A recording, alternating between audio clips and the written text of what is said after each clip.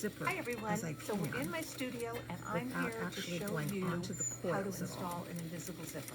If zippers have intimidated you, this is your answer. Now this Once you is have looking done this, once complicated you have because mastered of the the pillow, invisible because zipper, of the you side will seams never being want to go done. back to a traditional zipper.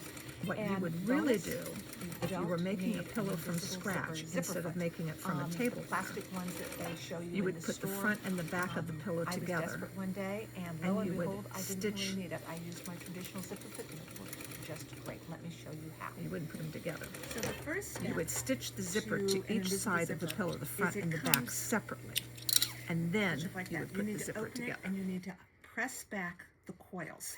You need to get this little edge flat, and I'm hoping you can see this right now. You can see the coils even though we're on the back of the zipper. You're going to press it so that that becomes flat. And you have to do that no matter how you install an invisible zipper. It's always like that. So you're at my ironing board. Here's my hot iron. One trick, please remember to have your iron, the steam turned off, because you have to have your fingers nice and close to the iron to hold that open. And you would scald yourself if you had that steam on. So I am moving slowly along there. You may have to experiment. You don't want to sit on it too long at any one spot because you don't want to melt those plastic teeth. But I have never had a problem with it. So I just move along this, and I am at the highest heat level of my iron, if that helps you out. Can you see? Let me show you the two sides. This side is done. It's nice and flat. This side you can still see the coils from the back side of the zipper. I'm looking at the back of the zipper. So this side is complete. Now I'm going to do this side, and it's just a little tricky to get started.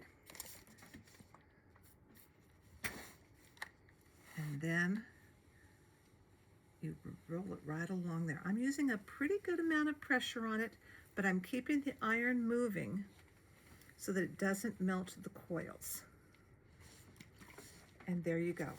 That is now ready to be installed.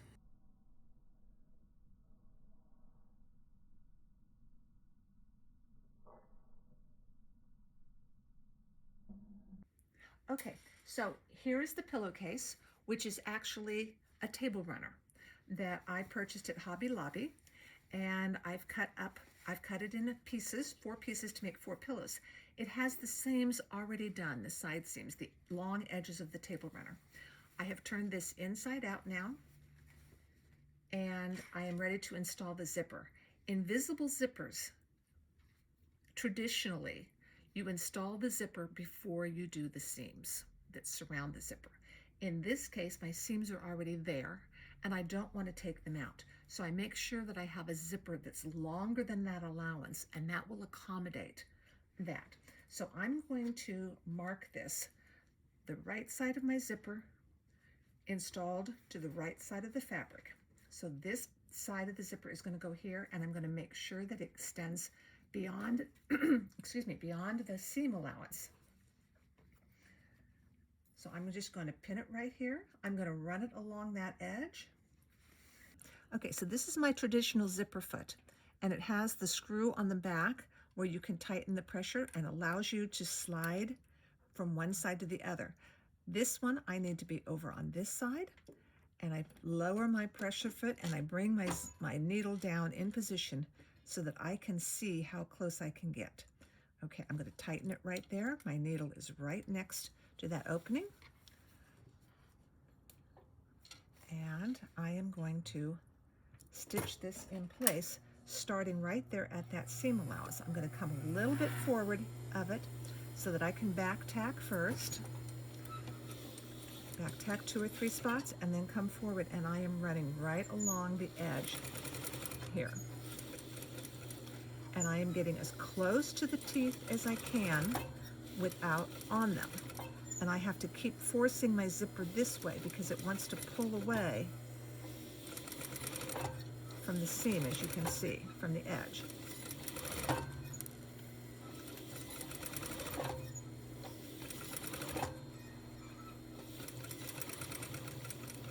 And then when I get to that end, I back tack again. Now, I need need to flip my pillowcase over.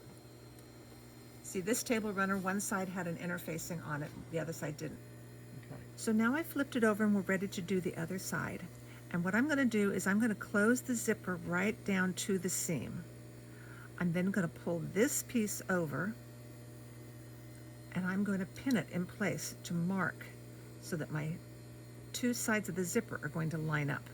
Now it's kind of awkward there, so I'm going to raise the zipper up again a little bit so that I can get it to lay down to actually stitch this side. And I'm going to come in here really close and I'm going to do a little back tack again, and I'm going to stitch this right down this side as close to those zipper feet, the teeth of the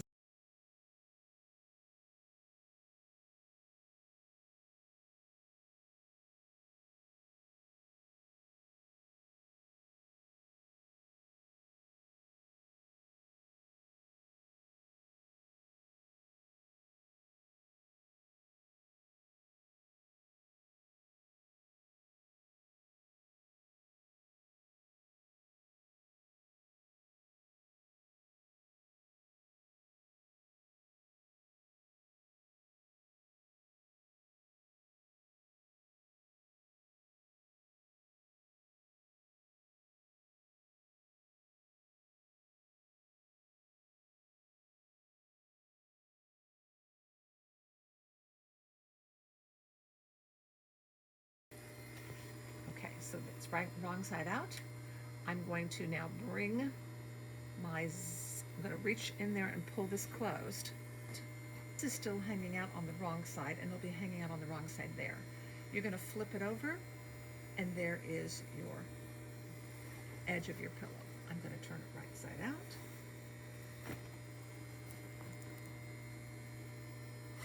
So then you've got these two little tails. In this case, I just turn them under, and I close my pillow right up to the edge as far as I can, and there you go. Now,